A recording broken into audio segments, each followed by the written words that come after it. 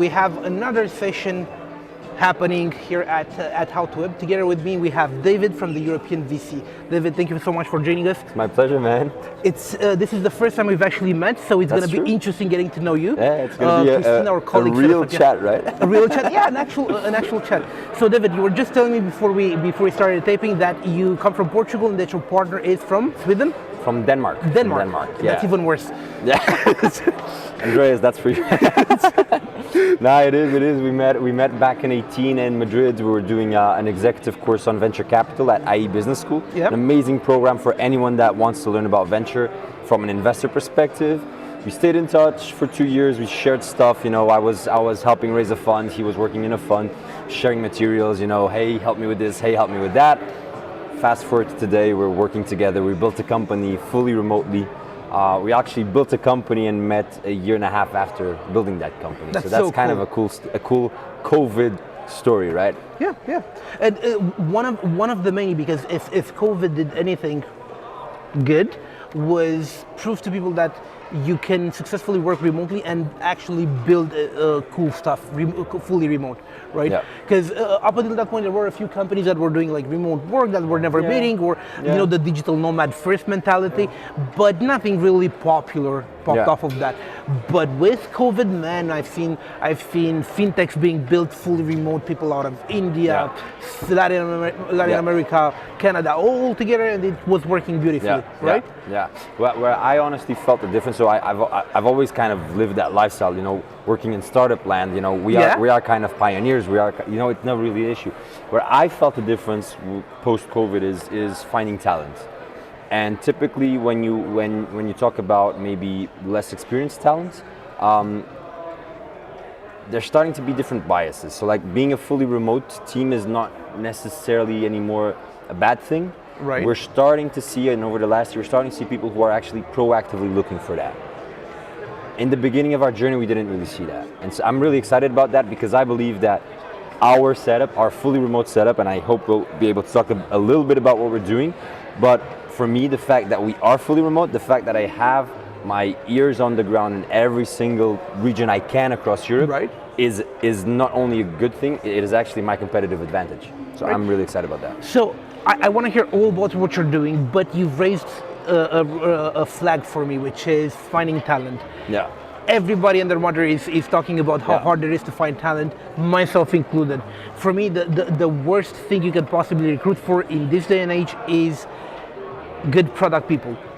Yeah. I'm talking like proper product people, because from where I'm looking at it, when it comes to product has fundamentally four things in it. You need to understand the tech, properly understand the tech. You need to understand marketing, business as in business management, and you need to understand strategy and how you tie it all together. And of course, they all work together with a sort of quote-unquote human element, which is hard to pin.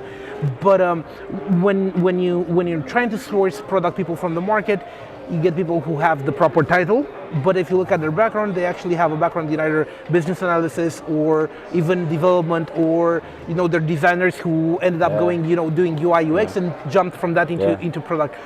But without the fundamentals inside, it's kind of hard to really understand what it actually takes to build a successful product, no matter if it's B2B, SaaS, business to government, doesn't matter, and how much of that is actually blind luck. So, an analogy to that is what we are a weird type of company, right? Because we are both a startup, but we're also an investor. But we are a weird type of investor because we're not even investing into startups, we're investing into VC funds. And so my analogy, kind of. You know what? Before we go into anything else, tell me about what you do. What is the European VC?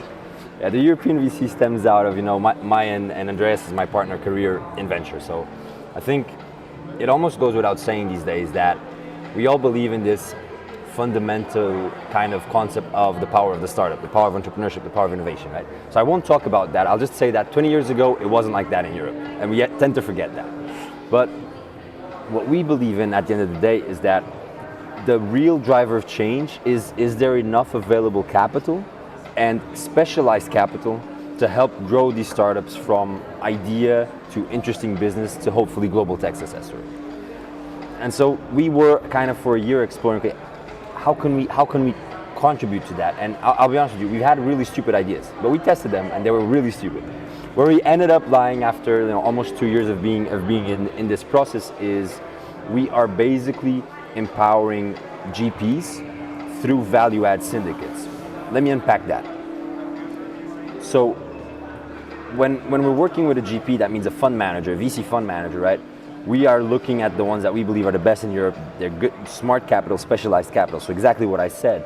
And what we want to do is empower them with a community of people that share their beliefs, that want to help, that want to build the ecosystem, that also comes in with capital. And so it's like, if I have a vested interest in your success and you call me tomorrow and you need help entering Portugal, I'll help you. If I don't have that vested interest, I might help you. But there's a different relationship between us. So if now I took your money and the money of a bunch of other people, let's say 30 individuals across Europe, I pulled that money together and I deployed that money into one VC fund, that is a first time, second time fund in Europe, trying to prove themselves and maybe help their startups expand from one geography to 2, 3. When they call you and they need help in this ecosystem, you are financially kind of involved in that. And you want to be involved in that and you want to help because you also want to grow in the venture ecosystem. And long story short, that's what we're doing. That is very interesting, and here's my thought on this. So, without being pompous, the Romanian ecosystem is still in its embryonic phase, right? Yeah. So 5 years ago, when I was sort of working with VC funds and private equity, trying to bring capital to Romania to deploy it here, with a couple of exceptions, the average investment ticket in Romania was maybe 25,000, and that required about 10 angels to go into that ticket, and they would ask oftentimes for majority shares for 25 grand. Right? And we're not talking about 50 years ago, we're talking about like this is, So today, after all of us have pulled together and have tried to prove that there is a ton of value here beyond outsourcing, beyond language services, what we have now is a good number of funds, both general and specialized, right? We have follow-on funds, right? We have events like How to Web, which has been immensely helpful in driving that forward, right? And it's a different flavor altogether. But it's still in its embryonic phase, right? We need a few unicorns, right? And we need a few, for lack of a better word, casual unicorns. And what I mean by this is we don't need to have the most innovative startup or the most innovating business model. Copying and pasting, the Rocket Ventures model works just fine. We have a few exit examples that were copy-paste examples, localized international businesses that were working fine, and they are helping to drive the ecosystem further, right? That being said, in the beginning, one of the reasons that were difficult in putting together cash for a deal, for a ticket, was everybody was sort of in direct competition, in harsh competition with one another, right? It took 10 years for the market internally to understand that coexistence is a much better driver, and co-working together is a much better driver than competing on a deal, right? And this is proven today with the number of investment deals that we see in Romania today, right? Techcelerator is part of that. Transylvania Angels Networks is part of that. Everybody's part of that. And guess what? We see deals that originate in one area with one group of interests, so to say, right? And everybody else piles on and supports them, right? So we see that your vision's somewhat on a micro level, on a much narrower scale, localized with a Romanian flavor. It's proven to work. It's a proven model. It's actually the only model that enabled us to create the little that we have today. But it's the dynamics of the different ecosystems, right? And the beauty about ecosystems is also what's hard about them is that they take time to develop, and they take a lot of stakeholders, and they take different people to align interests, which is not easy because everyone plays a role. The angels play a role, the VCs play a role, the early stage VCs play one role, the later stage VCs play another role. International investors also play a role. Events like this one play a humongous role, and it's not always obvious who's playing which role. The new money also plays a role. People who have done exits or who have they were part of an invested startup that scaled up, right? And then they exit with some cash, and they want to deploy it back into the. But there is a beauty. There's a beauty in it all, which is, it's kind of, we're seeing it over and over again. So Right. I come from Lisbon. I come from Portugal, right? We started by saying that. Everyone knows about WebSummit. It's. Can I swear in this show or not? Yes, please. It's a fucking huge event, right? It's humongous. You can love it, you can hate it. It doesn't really matter. What matters is, let's look at what happened to the Lisbon/Portugal ecosystem Right. over the last 10 years. We will see that happening in Eastern Europe, and we will see it happen quicker. From my perspective, I do agree. I'm an LP, I'm an investor. I'm in this to create strategic value, but I'm also in it to create financial value. So when I look at it, I think, where do I want to be deploying my money? I want to be deploying it where I see these opportunities, and I see an opportunity in Eastern Europe. And of our deals this year, many are in this region. Yeah. That's not by chance. It's by design, right? And so I think it is incredibly exciting. And if you are part of the ecosystem, it's also incredibly exciting to see. It took the first European ecosystems 10 years. It will take us 3, 4, maybe 5, right? And when we look Europe versus US, exactly the same thing, right? Cooperation in the US is much higher still than in Europe. And some European investors don't like to hear this, but it's just the truth. It doesn't mean it's not competitive. It's cooperative and competitive, right? So we're still You can both be competitor, coexist, and co-invest in certain deals, right? Especially if you believe in something that's some intrinsic form of value being birthed there, right? And look, there's so many interesting parallels to be drawn. You've mentioned, Mobile World Congress. That is, Jesus Christ, it's one of the most incredible events I've ever been part of. So it was in direct competition with Internet and Mobile World, or Mobile World Congress, right? Yeah, but I was talking about WebSummit. Sorry, WebSummit and Mobile World Congress. WebSummit in Lisbon, Mobile World Congress in Barcelona, right? Yeah. As far as I know, Mobile World Congress was the first one, and it was one of the largest events ever happening in Europe. I remember being there at the first edition, second, third, and whatnot, and I was deeply impressed with the scale of it, right? And I was like, nobody would ever be able to replicate this. And then you guys came around the block, right? Yeah. And Patty came. Yeah. We paid. Yeah. Basically. No, but they have slightly different flavors, right? I think more and more they're getting, and that's only good, right? They're kind of specializing. But what I find interesting about these events, and what I always say, and I'm biased from the GPLP perspective here, right? It's not necessarily about the big event. It's about the opportunities that come from that big event, the people that are there at the big event, right? So we're here at How to Web. I've been here since Tuesday, and we're making deals happen, right? Right. Not on stage, not in this room, but probably in the dinner we had yesterday with 15 GPs or 20 GPs. That's where the deals happen, and that's the value of these events. So the event, to some extent, is somewhat of a marketing stunt, yes, and that is fine. It's just to get together. That's fine. It's how it works, right? But it's also an opportunity for startups to get some exposure and learn, and the ecosystem to grow, right? So if we had, and I have no association to them, so I'm not even servicing myself. We had Seed Camp here at this event. Seed Camp is an amazing early stage investor. So any founder that had the opportunity to talk to Carlos and the team is like, wow, like you should cherish that, because the level of experience they have, they've been investing since what, 2008 or so? Yeah. They're in fund 6 or 5, whatever. So it's like, that is amazing. That is the opportunity that events like this bring to the table, and that's why How to Web plays such an important role in the ecosystem. So here's an interesting question, because what we have in Europe is essentially the European Investment Fund, who's deploying massive capital. Roughly half of the money, yeah. Right. And most of the VCs, not all of them, because I've seen private VCs as well, being able to operate successfully and provide good returns to their LPs, right? But the role that the EIF is playing in the ecosystem in Europe is comparable to what, for example, the Startup Nation program that was in Israel, with how much capital the state itself deployed straight into not necessarily startups as much as startup education and driving further the entrepreneurial spirit in Israel, which turned big. Now it's sort of getting sour. I get that. So the pendulum is coming back.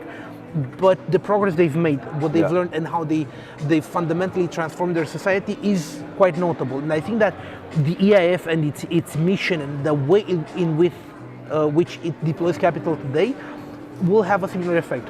What's your thoughts on this? I have thoughts, but let's look at data, right? So Yeah. we now have data, and this is like I think it's PitchBook data or whatever. Yeah. That very recently, for the first time, European returns in venture have outsized US returns in venture. Yeah. 20 years ago, VC wasn't an industry in Europe. We owe this in great extent to the EIF. And not only to the EIF, but a lot of the EIF money is being deployed by national players, Yeah. right? And yes, they are all making a lot of mistakes. We all are, but many of them are learning, and many of them are improving, and many of them are getting better. And if it were for the EIF, we wouldn't be here today. None of us would be in this room right now. And that's really important. So I think Europe is booming. Europe is getting bigger. Europe is getting better. Eastern Europe is getting super exciting. Like It is. as an investor, like wow, like there is so much opportunity here. I think that because Eastern Europe has been sort of in the shadows for a while, and innovation is distributed somewhat equally when it comes to geography. It's just that the possibilities for that innovation to flourish are different, based on geography. Now, after 20, 30 years post-communism, right? After we've made some, let's say, cultural improvements, right? Because there's different ways of managing a business, different ways of growing a business, Yeah. right? And I was just talking to Marvin from 500, and he was telling me about his experience in the Ukraine, for example, right? And he was seeing such a vast difference in mentality between people who were over 40, right, Yeah. in terms of how they manage, how Yeah. they lead the business, and the slightly younger generation, just slightly younger, early 30s, let's say, Yeah. right? Vast difference. Yeah, Younger is being more investable. But in Romania, if we are to draw some parallel, we see that even here, the average age of a successful founder is about 40, right? But you wouldn't invest in a founder that's somewhat 50 because of the bias that they come with, because of the life they live, Yeah. But let me bring a different perspective to the same issue, which is the availability of capital topic, right? Because that's how we got into this rabbit hole. So if we step back, EIF is amazing, but EIF plays a role in the ecosystem as well. We cannot forget. So we cannot build the whole industry off the back of public money. Part of the big reason why I do what I do, and why I've left an extremely well-paid job to hustle, and now we're becoming financially sustainable, is because I want to drive more capital into the industry, right? And we could talk for hours about the need for more pension fund money, about the need for family offices to deploy more capital. But the way we're doing it is actually we're trying to drive more capital into the industry by allowing every single player in the ecosystem to contribute to that. And if in the case of one specific stakeholder, it's 150K per deal, amazing. But if another stakeholder is 1K per deal, amazing as well. We need to mobilize the European ecosystem. We need to create a stronger European community. And that is actually the ethos of what we're doing. So we're deploying capital, we're making money, but we're trying to build a more connected ecosystem that is helping all the different stakeholders. You share the same mission with a lot of ecosystem players. So this is a noble mission to hold. And I've seen just in the last couple of years, I've seen a number of iterations on how that would look like, right? Yeah. One of which is a local player is no longer a local player, but a company that started in Romania that's doing crowdfunding, right? But it's proper crowdfunding, and they have room for both VCs, actual LPs, and the average Joe walking down the street to put some cash into a startup, right? So it's a new way of thinking about what are essentially securities. Yeah. Well, this is a dangerous rabbit hole, right? Because there's different views you can have, and let's not forget, venture capital is risk capital. Yep. It's a highly risk capital. So from a theoretical perspective, and I'm no asset manager, but this is my understanding, how much money should, on average, we have allocated to the asset class, right? If we perceive venture as an asset class, I do. Should be what, 2%, 5%? My fear with retailing the asset class is that the investors that are deploying the capital, the retail investors, might not understand the risk profile of the asset class. And that's where I get a tiny bit scared. Having this said, I applaud every effort of democratization, and I want to be part of that movement, and I am part of that movement, but I do it with my own flavor. What I say is everyone that invests with me understands the asset class in some extent, and part of the mission is that they want to understand it in further extent. And I am making sure that they're not doing this mistake of deploying too much capital. I cannot do financial advisory, but I can say, generally speaking, as I'm now, what I think people should do, right? Some retailization It's plays a little bit of don't a have that. balancing act, because in some cases, obviously you will see a particular opportunity, right? And you will know that something goes on in there, right? But you will not be able to drive it home, as they say. When crowdfunding became a thing, right? No one understood it, right? And then suddenly people, direct to startup, right? Yeah. When it started in the beginning, and then people started understanding, wait, there's this thing in Europe. Wait, there's this thing that there's different types of shares. What does that mean? And then they start reading, oh shit, these shares are worth nothing. I have there's a pref stack, right? And that means some people get the money first, right? That's what pref stack means. And people are like, oh shit, so this is actually worth nothing. And that's the danger, right? Right. And that's the danger. And then you have stuff like, we went through a boom right now with things getting completely overvalued. Professional investors went after it. Professional investors, some are regretting it, some aren't, doesn't really matter, but how does the retail investor have the power to filter that? And that's where I think there is a responsibility in players like us to filter for those investors. I'm definitely with you, but look, I've rubbed elbows with venture capital and private equity for the last 10 years, quite a lot, and this is just a personal opinion. I know I'm being highly subjective, right? But in my opinion, when it comes to know-how, skill, deep understanding, there's not too much difference between a retail investor and the proper VC investor, right? And here's why, because I know this is inflammatory, like an inflammatory statement, but sure, the VCs, they have more tools, more experience in evaluating, right, the potential of a startup, and they have a deeper understanding on different asset classes, absolutely, for sure, right? And that is fundamental when it comes to making an investment.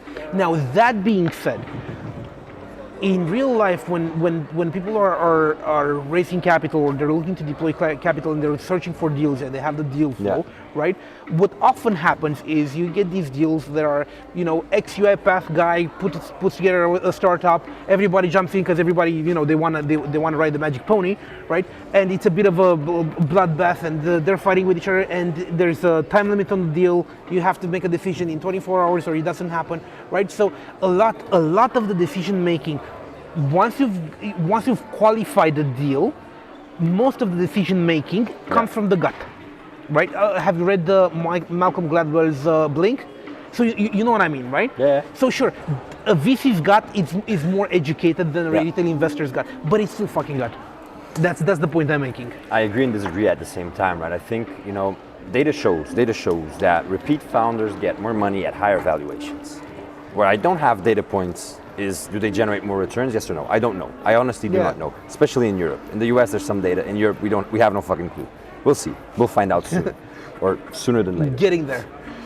The reason why I say that what excites me is European VCs or GPs with highly differentiated strategies and with the ability to execute on them is exactly the reasoning behind your own statement, which is, I do not want to invest in the next agnostic fund doing whatever in Europe. Right. I want to invest in the guy and girl in the team that understands this space better than anyone else. So as an example, I started in biotech, right? I started in a fund that was investing in drug development. Good luck understanding that. Good luck understanding the regulatory pathway of drugs, and good luck understanding the exit routes that are behind that. You need to be a specialized investor. Right. And I think that your opinion, and I share it to some extent, and I think the reason for that is because in Europe, we have a private equity background to venture. Yeah. We don't have a venture kind of It's a different level of as risk. you have in the it's US, a different right? understanding of the fundamental risks involved. Private in equity is startup. optimizing for downside protection. Venture capital is optimizing for outsized returns. And it's a completely different game once you're in there. Yeah. This sentence I just said, most retail investors don't understand. And that's why I argue that there is a need to find great deals If and that's the filter case, them. if retail investors can't understand the fundamental difference between a VC and a PE, I think we need to do better. We need to be better at educating the retail investors. As a you are part of the media landscape. I am part of the media landscape as well with our podcast. We have like 4 podcasts right now. We have a lot of people listening to us. We have to do a better job. Yeah. And all of the big media players, they have to do a better job. And I'm the first one. Yesterday I was talking with a journalist from a very big European kind of media outlet, and I was telling him, you guys are making mistakes and it's unacceptable. You're hurting the ecosystem and it's on you. And you have to be responsible. And it's on us to make each other accountable, right? We play a big role, and I think sometimes we forget it, but I do think that many people in Europe don't understand the core of venture. I'm with you on this. I really am. And what I think is the reason behind it. So as Europeans, they have been usually Europeans haven't been entrepreneurs, right? The type of entrepreneurship in Europe usually was having a mom and pop shop, having a coffee shop, having a B&B somewhere, right? So I'm talking about like 50 years worth of history, what the perceived, family business was, right? That doesn't speak for the entire ecosystem or the entire. Obviously, there's outliers, but when you look at the law of averages, that's what the average business person was in Europe. More so in Romania, where we had communism, right? And for the last 30 years, we had to understand what capitalism is all about and what does it mean to have and operate a business. And only recently, just as in the last 5 years or 10 years, we started understanding, hey, you know what? It's maybe not the worst thing not to have a job and to go after something that you think could make money, right? Just baby steps. But we're now at a point where the ecosystem, we live in a regional ecosystem. Romania, Bulgaria, Hungary, Poland is a decade before us, not a decade, 5 years ahead of us, but they are, right? Yeah, they are. But we live in this landscape where things are moving fast. And one thing that I'm observing, and I originally thought it was wishful thinking, but it's actually happening, is this region, like the CISA region, is actually moving slightly faster than the rest of Europe because they're learning on their mistakes, on the mistakes made by Western Europe. So there is some the process of repeating the mistakes others have already done and not learning from them. But when you step back a bit, the progress is actually a faster one. So it's good. Yeah, it's exactly to my point a while back that what we saw in Western Europe, we'll see quicker here. Completely agree. Let me give you like a funny, or for me funny, a story, right? I've always had this kind of somewhat imposter syndrome, right? Because I'm extremely proud of what we've built over the last almost 2 years now, me and Andreas, and I've always had a hard time getting my family on board, making them understand what I was building and what things meant, Mm-hmm. LP, most people in this room do not know what that means. And we are at How to Web. Yeah. So my grandmother, that's 82, she has a hard time, a really hard time understanding what that do. And a funny moment was when I met one of the investors I probably admired the most. He's based in the UK, US origin. I will not name him, but one of the people I've learned the most with, and we're just chatting about stuff, having a glass of wine. And he used to work like in banking and stuff, and he was sharing that he had exactly the same issue. He was sharing that my family has never been kind of more proud than me than when I was working in a bank. Well, this guy has now built a huge investment fund with $500 million or so of AUM, and I really look up to that guy. And it's a funny, it feels like a side comment, but I actually think it's really on point in terms of, if you work in banking, people know what that means. Yep. If you work in healthcare, people know what that means. If you work in, choose most sectors, if you're a lawyer or whatever, people know what that means. If you work in venture, many people don't really understand. They think that, that's that funny thing, right? And we are much better than we were 20 years ago. We still have a lot of way to go. Sure. Look, if you think explaining venture is difficult to grandma, try explaining Bitcoin or blockchain or decentralization. I've actually had this conversation with my own mother, just for the fuck of it, right? And it was so funny to try to explain, to see her trying to grasp these concepts, right? Man, it was missed, but fun nonetheless. But to your point, to your previous point as well, we see it on the capital side, right? At the end of the day, so we see the money that is being allocated to venture from the big asset managers, from the pension funds, even from family offices, generally speaking. So not the big asset managers. There is a wealth preservation mindset. Yes. Not a wealth creation mindset. Right. In Europe, we have to deal with that. And to this point, what I'm seeing most, and I've actually gone into a little bit of a match with one of the most prominent investors in Romania about this.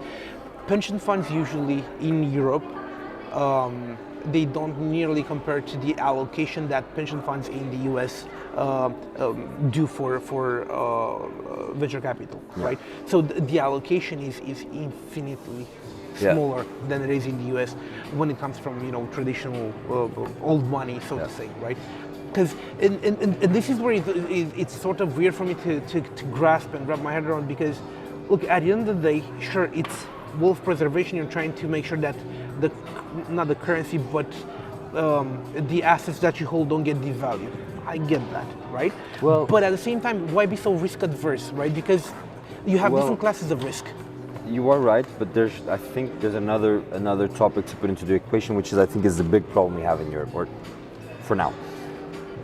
The same way we see funds grow in AUM, or firms grow in AUM and funds growing in size, we typically see them shifting stages, right?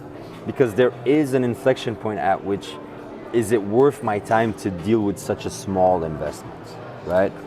And so it's the same reason why we see these big funds, big top tier funds. They have these scout programs where they give 50K to these angels and they can deploy it almost with no due diligence or little due diligence. It's not worth for the big guy to kind of deal with that. The pension funds need to deploy tickets that are so big in size that our funds in Europe cannot absorb them. And that's part of the problem, because as an LP, as an investor, you don't want to be more than 20%, and this is already crazy, right? You don't want to be more than 20% of a fund, Ideally you want to stay at 10. It's actually good practice. 10 is really good practice. Yeah. But then if you have to deploy 50 million minimum ticket as a pension fund, because you have such a big overhead of people working, blah, blah, blah, and to deal with it is a nightmare, right? How many funds in Europe can absorb a 50 million euro ticket? Not many. Not many. Yeah. And again, we need to mature.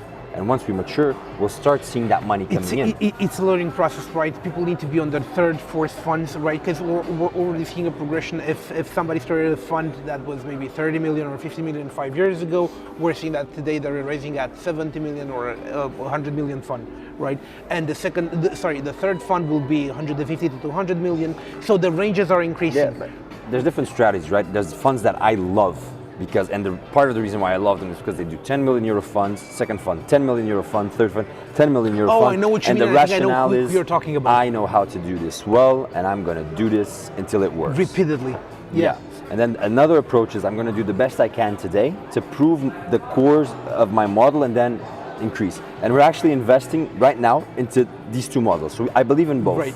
But what I also think is important to put into context is, if I were to raise tomorrow a 100 million euro fund to do, seed and Series A just in Romania, I don't think there would be deal flow. So there's also, again, it's such a beautiful ecosystem that everything goes in tandem, right? And so it's also about, as the ecosystems mature, there's more deal flow, and so funds can increase in size as well. Here we have to commend the guys from EIF as well, again, sure. Because they were hyper localized to some extent, right? They knew how to balance out the fund.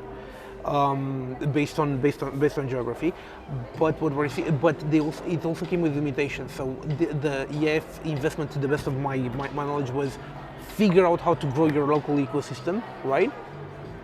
And will allow you to invest outside of your local ecosystem. But first you need to, it's like a proving ground. So first deploy the capital you have now, make it back, and then we can talk about expanding on top of your border. It's such a complex machine, and we've actually done a bunch of episodes with people at EIF.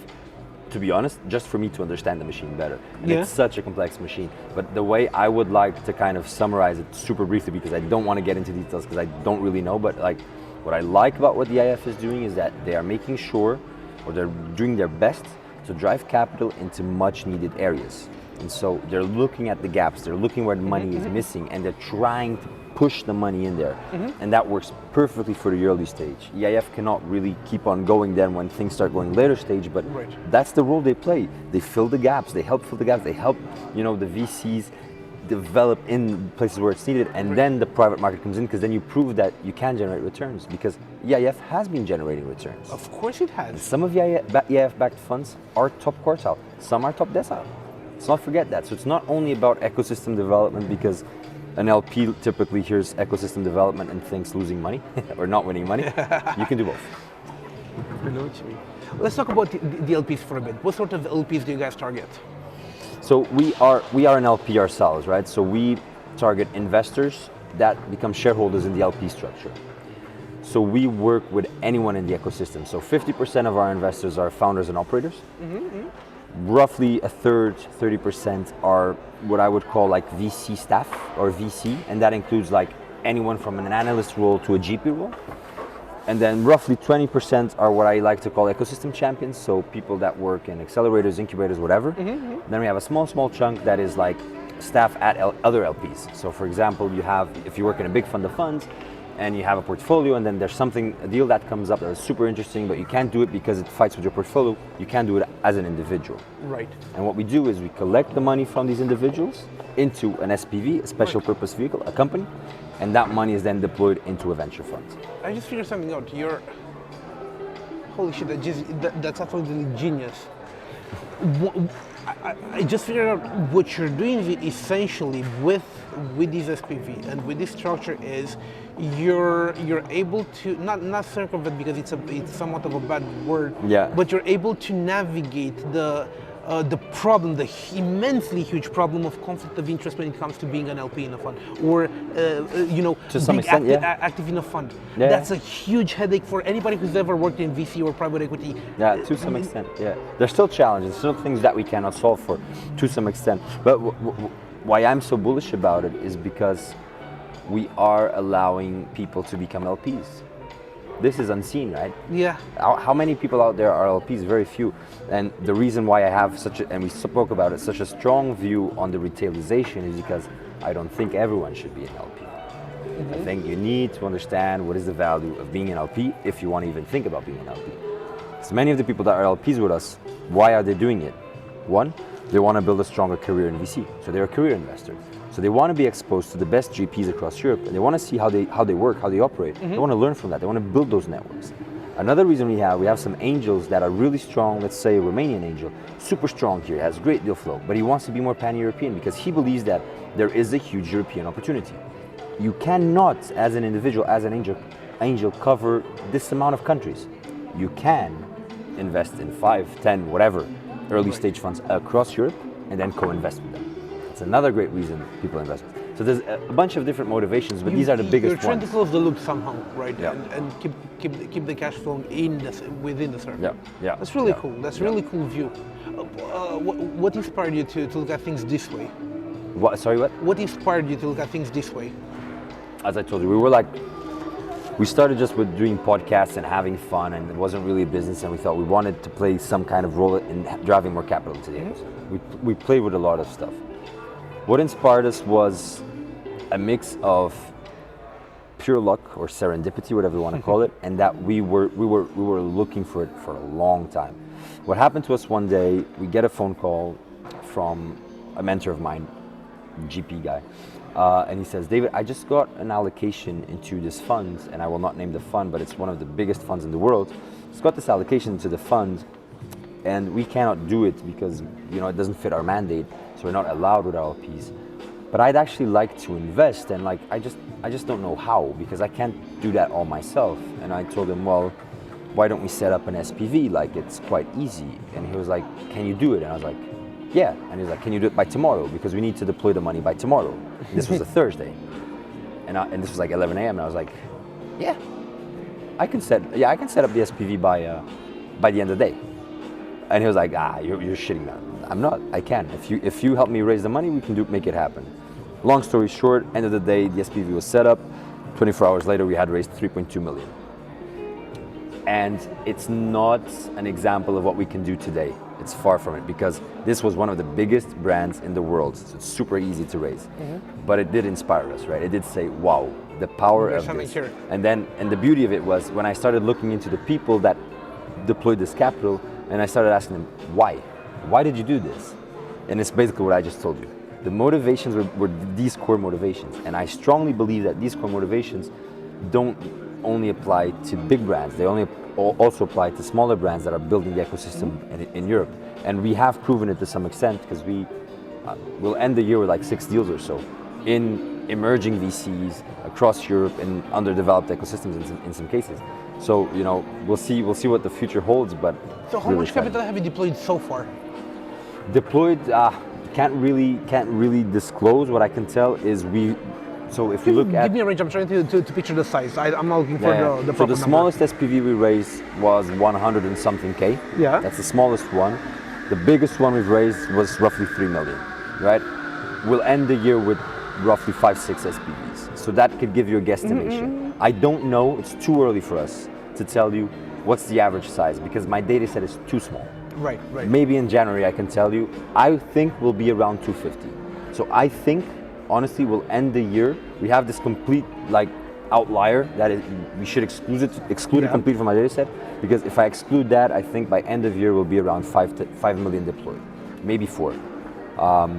But we're building the platform. Right. I honestly think that in 2-3 years we'll be able to deploy 10 million a year, and that is the equivalent to a 50 million euro fund of funds, which in Europe there's a couple, not a lot. So I think we are on a good track. Look, when it comes to raising funds, I've only seen one recent, not necessarily recent try. I'm not sure if you know Ellie Cachette. No, I don't know. She tried to raise Cachette Capital, which was supposed to be like $1 billion fund of funds. Yeah, right? Good luck. It's tough, man. It didn't end up happening, unfortunately, right? But like, look, in my opinion, the pursuit was noble, right? It is a noble pursuit. Let me share some love. There's amazing fund of funds in Europe. Isomer Capital is one of the fund of funds that I love the most, especially because Joe, the founding managing partner, is a mentor, and he helps us a lot in what we do. Really, we have co-invested with them, and damn, that's a luxury. Multiple Capital, German-based, Frankfurt-based fund of funds, doing a great job backing nano micro VCs. Amazing job, super important for the ecosystem. We have Equation, more recent in the ecosystem. I think they've almost deployed Fund 1. I'm not sure. They're raising the second fund of funds. We have Alpha Q. There's a bunch of good players out there. So there's a lot happening, and they all play an important role. Speaking to this, and your mention earlier about there is room for everybody, but they need to somehow work together. And they also need to be somewhat specialized. I'm starting to become. I wasn't before, right? Because to be honest, in my stupidity, I didn't see the point of hyper-specialized micro VCs or solo VCs, right? But this day and age, I had a change of heart. And this is that I'm seeing more room for specialized narrow micro VCs, 1 million or tops, 10 million tops, right? That know exactly what they're doing, what they're trying to accomplish, and the type of bets they're making. Because once you've crossed the 10 million path, right, you're sort of a journalist no matter what they say. If you're early stage, you have to be a journalist, because the deal flow isn't there in Europe to deploy 50 million in capital for fintech alone at early stage. How many fintechs really deserve money at pre-seed level? Well, I agree to some extent. So I love micro VC. I'm fucking excited about it. I'm crazy about it, actually. And I'm just pissed that I can't raise more money for them, to be very honest with you. If I could, it's not easy to raise for micro VCs because they're very small, they're unknown. Some of them have slim track records. Anyway, point being, I love them, and we need them more and more. Where I don't agree with you, I think in some sectors we do have deal flow, right? We do have enough deal flow to have specialized bigger funds at the early stages. Eastern Europe, less so, to be honest. And it's also about how many geos you cover and what's your ability to cover all of these geos, right? And that's typically where we see some funds failing as well, right? But I do think there's a lot of deal flow, and let's not forget, 5% of the portfolio creates the returns. The rest loses money, and that's fine. and we see media talking about that as a bad thing, that's a great thing. That is the model. That's how venture works. Yep. It's fine. Pray and pray. These founders will come back into the ecosystem. These founders will learn. They'll be hired by other founders in that portfolio. Look, here's the thing. It's impossible to explain to somebody who hasn't seen this happening, who hasn't seen what this looks like. Because, look, I'll be honest with you. I've seen the most well-known Romanian unicorn UiPath. Yeah. I've seen them in their baby years, right? I've had no inclination whatsoever that they would have been done. I've seen the pitch deck from Airbnb in the early days, right? Yeah, so I've seen all of this stuff. Have you seen Twitter? Yeah. Twitter is, I love it. It's a great story. It's the one that was 72 pages long, or the. This is what I mean, right? It's impossible to tell at such an early stage who's gonna make it and who's not gonna make it, and what idea would actually hold water. Yeah. Impossible, absolutely impossible. One of the deals that I'm super going on. Sorry. And this is what I'm coming back to. It's a lot from the gut, It's that educated gut feeling. Yeah. But it's addictive in many cases. But one of the deals that we're doing, and I'm happy to name them because they're one of the sponsors of this event as Please well. plug everybody. Is Startup Wise Guys. Startup Wise Guys, incredible model. Know them, love them. Incredible model. Look at their model in detail. They're investing in what, 200, 300 companies per year? Yeah. Well, Ready Player Me just got co-investment by A16Z, and I will not disclose the multiple on that, but I can assure you, You're happy. I wasn't invested in that, so I'm angry. But I can assure you that probably returned the whole investing activity, right? That is the model. Yeah. That is the beauty of it. You don't need to get it right. You just need to get it right a couple of times. I'm with you. One thing that sort of pisses me off is because even the slightly larger funds. So in Romania we have 4 locally grown funds. With a lot of Romanian flavor into it. There's a lot of Romanian culture into it, and it is what it is, right? So they have an investment thesis that's somewhat general, but they have personal preferences that aren't that general, right? So this means that they leave a lot left uncovered, right? So there's room for micro VCs, but the micro VCs aren't here. What we see more acting like a micro VC is angel networks, right? Yeah. And that's why there's room for guys like Seedblink, to do like. They're doing a great job. Yeah, they're doing a great job. With equity crowdfunding, and I think that's another way to go about this. But when it comes to how many deals actually happen, the number of deals, it is growing, but I wish it was a higher number, right? Yeah. So I know that education is part of it because Romania doesn't, and not just Romania, but the region internally doesn't pump too many startups. Yeah. They don't need to be good startups, they need to be startups. Yeah. Yeah.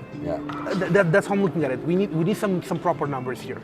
Yeah, but it's hard, right? It's hard. I think angels play a big role because typically angels... They pave the road. Yeah, but they're also very flexible, and they're also very much, many of them invest with a big part of that investment decision is passion. Big part of that investment decision is alignment. And big part of that investment decision is I was an entrepreneur and I want to help. And they play a big role in developing the ecosystem. More than that, the angels are,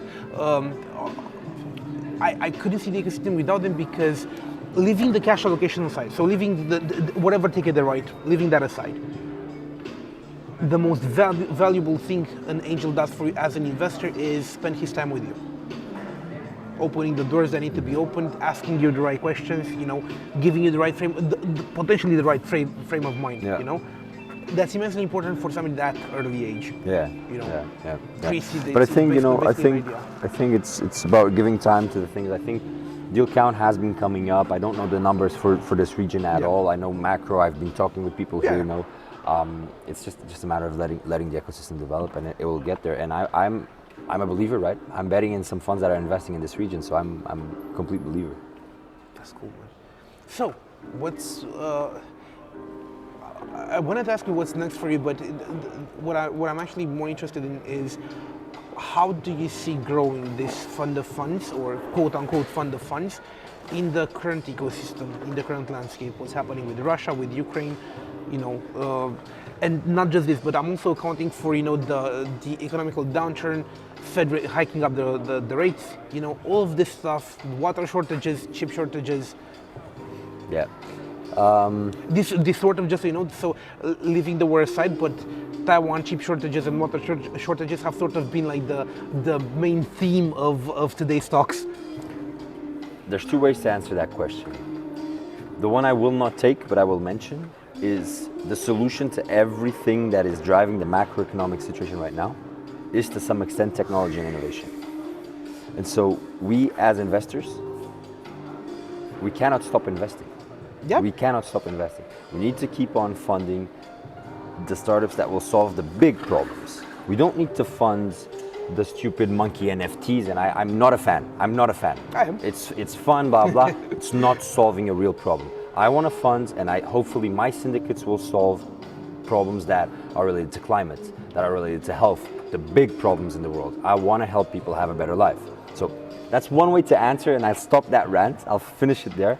But to your point, I think there's a lot of things being said about the state of venture and valuations and blah, blah, blah, that aren't necessarily true. Like, I think at the early stages, things are moving. There was a bit of a, deployment rates decreased, probably driven by GPs, yes.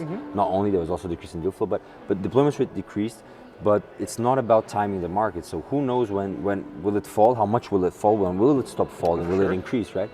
You need to keep on investing because the underlying concept, but this is really important, right? The underlying concept is diversification. It's a risk. Absolutely.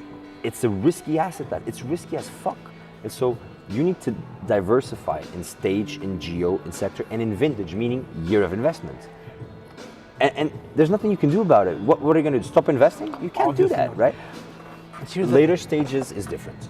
Yeah, no. Later stages is it's a different kind of risk. Some guys lost too much money to I know what you mean. Let's leave it at that. Obviously. Yeah. But here's how I'm looking at this. I think that just over the last couple of years, and more particularly the last 6 months, have changed the ways with which capital allocation happens in venture capital, right? We're not talking about private equity, that has remained the same. Yeah. The expectation from LPs putting cash into VCs today is, sure, we want you to make returns, but we want a different kind of returns as well, right? So we want to see effects in inclusion, we want to see effects in diversity, we want to see effects in job creation, right? We want to see effects in, sustainability, going green, whatever. So this is sort of reshaping the way in which VCs are allocating money on their end, right? And it's the age-old adage: put cash where you want to see the market going. Yeah. It's like I like the Pareto law. Like, it applies to everything. 20% of the VCs are driving 80% of the returns. And so, from my perspective, 20% of the VCs are the ones I want to back. So those are the ones I care about, and I try to spend as little amount of time thinking about the others. Obviously, it's the same it's the same in everything, right? And so the best VCs don't follow LP sentiment, in my opinion. The best VCs have strong conviction and build the LP base in alignment with that strong conviction. And some of the best VCs I know, they've been driving positive impact way before. Right. They didn't. Anybody players like EIF started talking about it. Right. And that's good, because they are trendsetters, they are leaders. So I agree with you, there's a lot of hype these days about impact, climate. There's a lot of LP appetite for climate, indeed, yes, and that's great, by the way. But on paper, I see much of it is on paper. We've had amazing developments in Europe, and not only Europe, but we've had like the Contrarian Ventures, like a small fund. It was like, what, a 10 million euro fund. They just announced they're going to be, what, a 70 million euro fund now, or 100 or whatever. They increased in size ridiculously. Amazing team. We had 2150 raised, one of the biggest first-time funds dedicated to the urban kind of ecosystem financing, more sustainable living. Like, there's so many, and I'm forgetting 15, right? Yeah. There's so many great things happening. So we are seeing the capital. My point being, I think the best GPs, the best VCs, they have strong convictions, strong strategies, and it's not because LPs now want to fund more diverse-led teams or whatever that they're changing. They had that conviction from the get-go. Right. And I'm not saying diversity is bad or good. That's not what I'm saying. I'm saying the good GPs, the good VCs have a strong strategy. They're best suited for that, and they just hunt that down the best they can. Let's talk about what opportunities we see, macroeconomy opportunities we see in the market right now. Because one thing that I'm fascinated about is how to get more people to take advantage of economical downturns, right? So despite the fact that there's going to be a lot of suffering and blood in the street, and here I know that these are projections and assumptions, right? But there's nothing else out there but projections and assumptions, right? So what we're seeing is after last year, when people started going out of COVID, the malls opened again, people started shopping again. There was a lot of hoorah, from the market. Everybody wanted to do something, and companies started spending cash, a lot of cash, making IT investments, automation, whatever. But it wasn't focused, and it wasn't really clear in what they wanted to accomplish with it. They were just happy to be spending cash again. I'm talking about companies, right? Then this year came along, the war in Ukraine and whatnot. First quarter was a bit of a downer, right? Yeah. Then we saw the devaluation of the of the currency, all of these macroeconomical stuff happening, right? And then we saw the second quarter where they said, let's slow down, right? We're going to do hiring freezes. We're going to stop expanding for now just to see how the market reacts. Then the third quarter, which just ended, it drove them to start firing, laying off a whole bunch of people. This coincided with the quiet quitting. It's a trend now, whatever. Yeah, so I'm looking at the market and I'm like, all right, so if last year I was posting a job for whatever, developer, market, that doesn't matter. On LinkedIn, I used to get like 50 or 60 applicants. Yeah. Today I'm getting 200 or 300. Yeah. Impressive. By the end of the first quarter of 2023, it's going to get to closer to 1,000, right?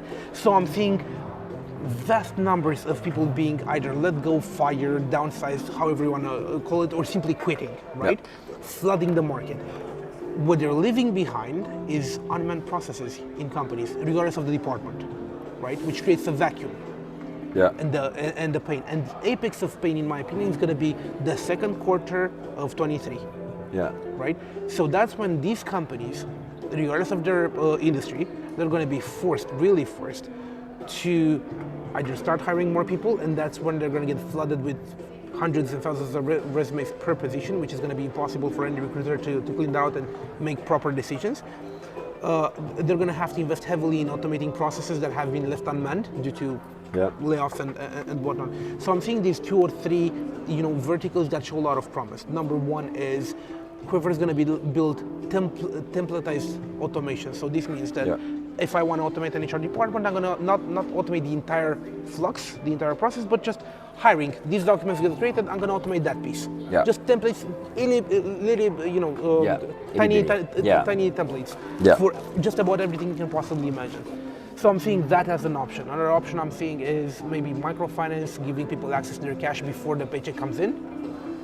That's another option. I've seen a couple of colleagues like that, which are surprisingly interesting, in my opinion. Or HR solutions, having the ability to profile out of 1,000 candidates and come up with a short list of 5 that the recruiter can then work on, right? Bring up the relevancy scores, right? I mean, these are areas that I think, just driven by market conditions today, will show a lot of promise in terms of what sort of returns a startup that you can invest in today could make you next year or a couple of years from now. And I think, it's a moment of opportunities, right? And there we fully agree. The big question, and the question that you raise, is which opportunities, right? And how, more importantly, what you're asking is how to seize it. I have a very kind of self-serving reply, because it's actually what I truly believe in, which is, I don't know. So you gave the example of HR. So the question could be, which HR processes will be automated? But another question could also be, within a company, within corporates, which sectors will see automation the most, right? So there's different levels at which we can ask the question. And I know one thing for sure, I am not the right person to better predict that. But what I'm really good at is finding the people that are really good at finding that. And that's why I do what I do. So that's why I advocate everyone I talk to, if you really understand the space, be an angel there. it's your thing. Everything else, find the best ones, find the ones like you or better than you, ideally, and give them as much capital as it makes sense for you to give them, right? Considering your net asset value, whatever, right? Net worth and so on. And that's why I do what I do, right? Because I agree with you. It is the best time to invest. What will be the next unicorn in Romania? I have no fucking idea. Nobody knows. I'm doing the best I can so that I have some equity in it. Right. And I have no idea what it will be, right? No, look, the reason I'm phrasing it like this, and that's exactly why I gave away these examples. So I was active in 08 when the downturn happened, when the first financial mess blew up. It took a couple of years to get to Romania, but it still reached us. Yeah, of course. Right? But I was there, I was active, even if I was young, right? And I had a little bit of cash, not a lot, but I had a little bit of cash that I could have invested. And I was looking at everything that was happening, especially in the US, in fall of 08. I was looking at it and I was like, man, companies are going to need to start cutting costs. And I knew that telco was a big fucking expense in the US. I was looking at, well, look, we've had VoIPs, voice over IP for 5 years now, and I see no major investments into this, right? Maybe it would make sense like that. And I was just, arguing with myself, being a fucking pussy, not deploying any cash, not $5 I didn't put into any VoIP shares whatsoever. But I was watching it, that gut feeling, I knew it was gonna go big. And it fucking blew up in a magnificent way. Yeah. Right. Yeah. Never again. Challenging times are times of opportunity. So I'm not a very active angel. I'm not an active angel anymore. But I used to do some very, very small angel tickets. My best investment ever was during COVID times. Yeah? Yeah, it was just seizing the opportunity. I'd rather not. No, come on. No, just basically we saw that in Europe there wasn't any offer for the medical devices that we needed during COVID time, right? Respirators or the PPEs? All of the above, right? There wasn't. We just didn't have. Everybody and their mother was into PPEs. Yeah. I made 20x, right? It's my best investment to date. Really? So the thing is, when I look at that, I was extremely lucky, first. Second, the risk profile that is ridiculous, right? So how can I emulate that? How can I emulate that every single year? Because there's opportunities every single year, right? And I just believe in this model. I don't think 20x opportunities every single year. Not visible. I believe there are. I truly believe there are.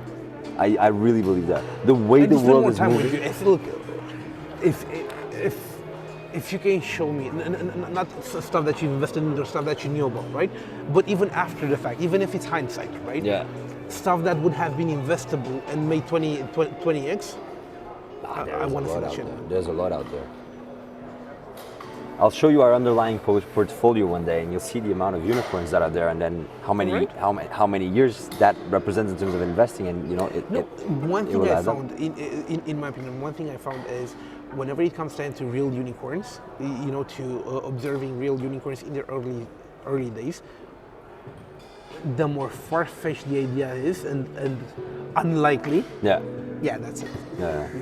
I believe there's a lot of opportunity in Europe. And that's why we're investing in so many funds. Because if not, we would say there's a cap to it, right? We would say we can't do more than 3, 4. We're trying to do. I know it's early. You guys have only just started doing this, but do you have any sort of projections that you're considering? What are you hoping to return? 8%, 12%? What are you trying to do? So in terms of multiple, I think that a healthy but still ambitious program would return 3x. On average. Yeah. Having that said, every single individual investment we're doing into each individual VC fund, we believe they can give 3x or more. In terms of IRR, it's really hard to tell, but that should be like 30% or so, 28, 33, depends a bit. But that is what I would say we're targeting. And can I ask you about your business model? Are you doing the classic 2020 or? No, we're not. So the thing is, 2020 is the VC fund model. The average of the VC fund, the fund model is the 110 model. So exactly the same. 1 management fee, 10 carry. So people listening in, if they don't know, we charge typically a fund manager charges 1% of all the assets they manage on a yearly basis. That pays the bills, and then at the end, not really, but when they turn profit, they get 10% of that profit. So that's a standard fund of funds model. That's not our model. Our model is what we call a 5-5, which is weird. So 5-5? Yeah. So we charge a setup fee, which is not an annual fee. It's a one-time fee of 5%. So A fund of funds typically lives 10 years, maybe 8 years, maybe 12 years. So on average, they charge a 10% in total. So we charge half of that because we're not really managing money through the syndicate model. And then we charge 5% carry. That's our model. Oh, so it might seem like a higher rate in the beginning, but it's actually it's cheaper to manage money with you guys. And we cap it and it's as faster well. allocation. Yeah, and we cap it as well, meaning that we don't. So if we raise a lot of money, so if we raise a 3 million syndicate, we will not charge 5%. We'll cap it depending of the deal. That number That's changes. pretty cool.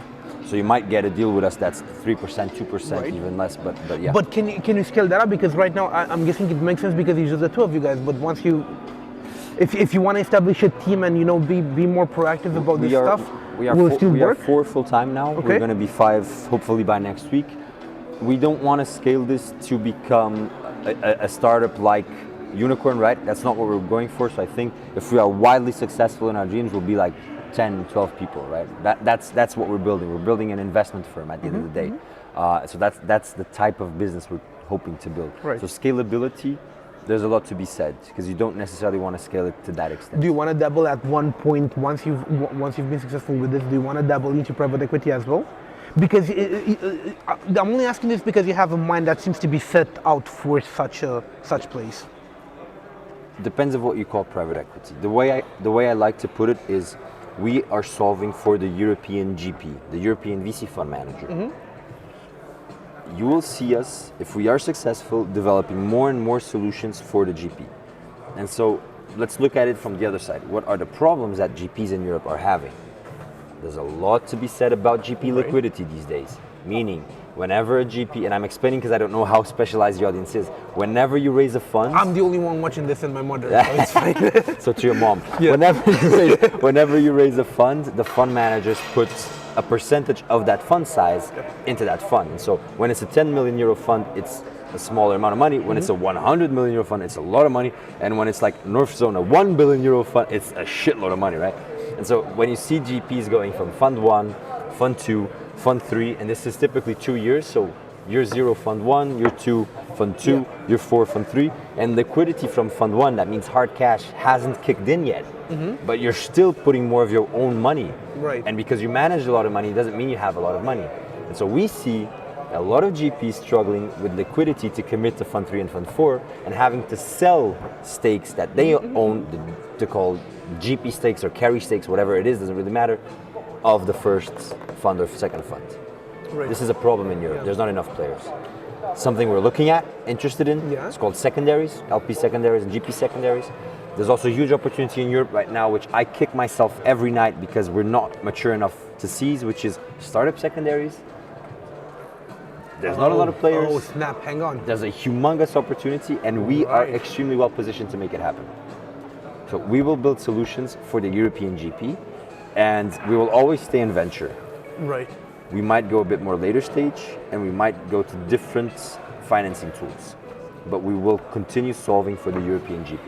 That's interesting. Startup. I'm sorry, I'm still stuck with startup secondary because I think that's a brilliant move, my friend. Why do you say that you're not mature enough to go after it? What? It's too big tickets. Too big tickets. We cannot yet mobilize the amount of money that is needed.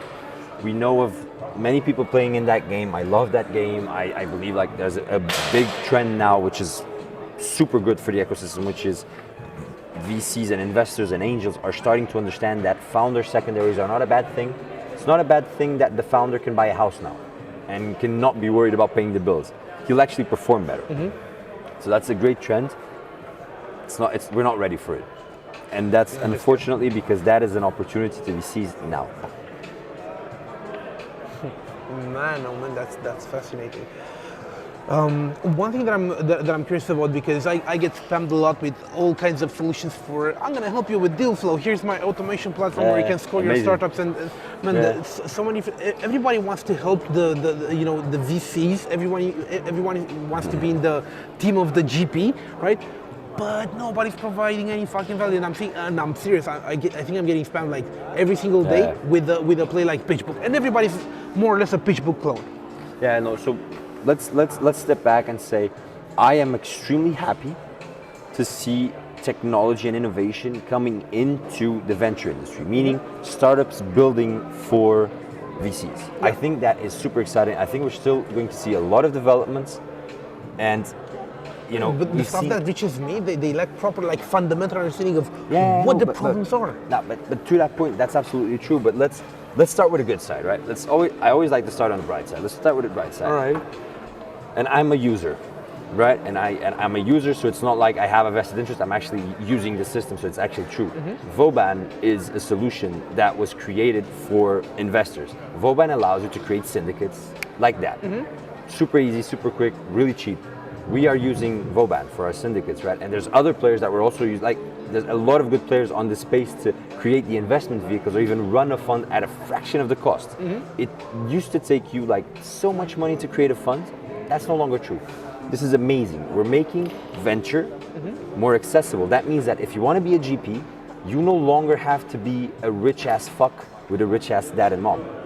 And this is really good for the European ecosystem. There's good stuff happening.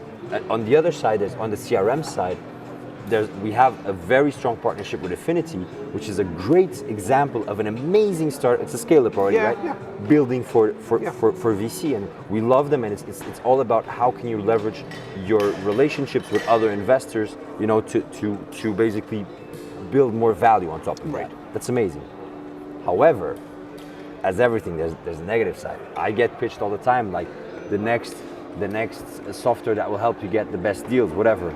Well, my view on that. Wait, you forgot to add it's machine learning based and computer vision. Oh, and blockchain too, by the way. And that's great. At the end of the day, will we ever industrialize private markets? I don't know. I think inevitable. I don't know. I don't know. Maybe then the matter is when. But when I invest as an LP, when I invest in a GP, it's because they have an amazing level of access. And access means access to capital, access to deals, and access to insights, knowledge, expertise, whatever, right? No software solves that. Yep. Right? So if you're a good GP, you don't need that software for deal flow. If you're a good GP, you don't necessarily need these pitch events where a bunch of startups come and pitch. That's not the problem. The good GPs don't need that, right? Yep. And many people in the ecosystem still don't get that. So I'm very skeptic about that side. But as I started off saying, so many great innovation, right? Affinity, a great example. Voban, a great example. Odin as well, a great example. Look, a bunch of amazing examples. One fundamental problem for pan-European VCs, so the ones that are investing cross-border, is the lack of uniform legislation when it comes to investing into startups. That's a problem, and that's an expensive problem to solve, right? Because you have to pay a ton of money to a ton of lawyers, right, to localize your deals and to balance them out, right? That's problematic. That's a problem that could be tackled by a software to some degree. Challenging though. What I see at least is it's different regulations from a national perspective and how they intertwine with each other. So as an example, if you are a Danish business angel, right? You're a Danish business angel and you want to syndicate into a startup, right? If you do a syndicate with up to 7 angels, you get a specific set of tax breaks and tax benefits because the Danish government decided. If you do it with 8, you no longer have it. We could argue for 10 hours on why this makes or doesn't make sense. Let's not. If they do exactly the same thing with a German investor in the mix, a German angel in the mix, and the German angel has a different set of schemes in his own home country and a different set of regulations and tax benefits and whatnot, where would you put the vehicle? Would you make it a Danish investment vehicle or would you make it German? Right. And what do these 6 guys have to gain or lose and this one guy have to gain or lose? And this is when things become complex, right? And I'm talking about syndicates, I'm not even talking about funds, right? Because in the Netherlands you have tax breaks to do fund investing, as in Spain. In Portugal you have corporate income tax breaks to invest into VC funds if they do deep tech, generally speaking. In the UK you have a different fucking tax break if you do whatever. How do you solve this? Honestly, I am sad to say that I think it's policy. I'm really sad to say, and the reason why I'm sad to say is because believing in a universal policy at the European level is... I wouldn't say universal policy, I would say some more alignment at least, yes. And I'm sad to say because it will take forever. Yeah. But I don't think we can do much. What we can do, again, coming back to my example, Voban is doing a good job. By standardizing a bit, you create, right, the word is in there, you create standards, you create benchmarks, right? the vehicles that we're doing, they are tax transparent UK vehicles. Right. Is that good? Is that bad? You know, if you are used to getting tax breaks for investments that you do and you invest for the downside protection, maybe for you it's bad. My perspective is if you want to get downside protection, do real estate, right? And so there's always pros and cons, but there's a beauty in having standardization. And that's the beauty of Luxembourg, right? Everyone loves a Luxembourg-based fund, super expensive, less so now. Vauban has a solution, that's why I'm saying less so now, it's very recent. Wait, what? So Vauban developed a solution for Luxembourg-based Right. vehicles, which is super groundbreaking. How is it cheaper? It's quite complex, right? So on the SPV side, they do nominee structures, that's one thing, Right. and they have the manager, so to speak, Right. is theirs, and they kind of industrialize that. And then on the fund side, I don't know, I haven't set one up with them yet, but it's if you just go on their website and you see the price, I think it's like 20% maybe less than the cost of just setting up a normal fund there. Oh, really? And this innovation is crazy, right? Because this means that, as I said, you don't have to be wealthy and filthy rich to set up a fund anymore. They're doing an amazing job.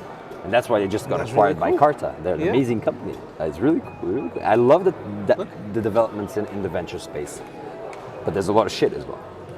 Let's talk about the shit. Come on, out with it. No, listen, you put it right. The next platform for deal flow that uses AI to find whatever, fuck that. The next thing that helps you score startups based on frameworks, whatever. It's wishful thinking, right? Yeah. It's someone that doesn't understand venture that just came in and started doing it because, you know, I don't know. I'm a good investor needs 3 seconds to understand if something's worth pursuing or not, and I don't know, maybe we're just far from understanding the mental frameworks, that's all. It's all about those gut feelings. It's all about Blink. That fucking book. I didn't think I would love it and reference it that much, but it is what it is. You know, it's those snap decisions that you make with your gut, and they turn out to be true. You know? I think like I name dropped 2150 a minute ago, and I really do invite people to check them out because they have an interesting way of investing. So they are what many call a thesis-driven investor, and so what they're doing is they're looking at the biggest problems that we have in the urban world, right, in the cities, and then they're thinking, okay, which ones do we think can be solved through technology? And they deep dive into understanding the problem. As an example, and I'm not the best person to talk about it because I'm paraphrasing, but an example that I heard them talk about back in the days was about in construction sites you use a specific type of diesel or petrol that is really bad. It's called red petrol, red diesel, or whatever it is, right? And it's really bad for the environment. And so they're looking specifically at this problem, and this conversation was almost a year back, so maybe they already invested, I don't know, or decided not to. They're looking at this problem and understanding, okay, what are the possible solutions? And once they truly understand the dynamics of that problem, they go and they hunt for founders solving for this problem. And that's a different way of investing. That's a really cool way of investing. Are they hunting specific startups, or are they hunting proper founders and trying to get them to fix the problem? No, they're hunting teams already trying to solve the problem. Okay, cool. But only once they know this problem is worth solving. That makes so much sense. It's a different approach, right? That makes so much sense. It's really interesting, and I love what they're doing. And they also talked about the heating problem, the AC problem in India and so on, that we do not have the ability to kind of create the AC system that is needed because the power grid doesn't sustain it, right? And so they are proactively hunting for solutions to solve specific problems, and I love that. That is beautiful. 2150? I think it's a 350 million euro fund. Shit. Multi-stage. So 350 or 250, I'm not sure. It's still good. I mean, they can do some damage. First fund. All amazing. Right. It's an amazing story. All right. Christian Hernandez, amazing guy, really worth knowing, really worth connecting with. He's a superstar. Have you had him on your podcast? Yeah, we did. Fun? When they announced their first fund, we had them on the pod. Yeah, that's awesome. Amazing. And he talked a bit about this, thesis-driven investing. It's amazing. It's not gut feeling. It's almost like if you think it's kind of bringing the best of consulting into venture in a good way. Yeah. And that's amazing. I still feel an element of gut here. Of course there is. There always is. There's some art. Can't explain it. There's always some art, because then there's also the component of you're still building a portfolio, right? Right. You're not betting all your chips in one. That's the beauty of it, in my opinion, at least. Dude, it's been such a pleasure talking to you. I need to Likewise, get drunk with you. I'm telling you. I'm not sure if you're a drinker, but I don't know if I'll get you there. I don't know if I can stand it because last night was intense. We met with like 50 people from the ecosystem, Right. a bunch of GPs, a bunch of people working in VCs. It was really fun. But maybe next time we'll have the pleasure of getting drunk together. I'll That'd see be you in cool. Lisbon. Thanks See so you, much. man. See you around.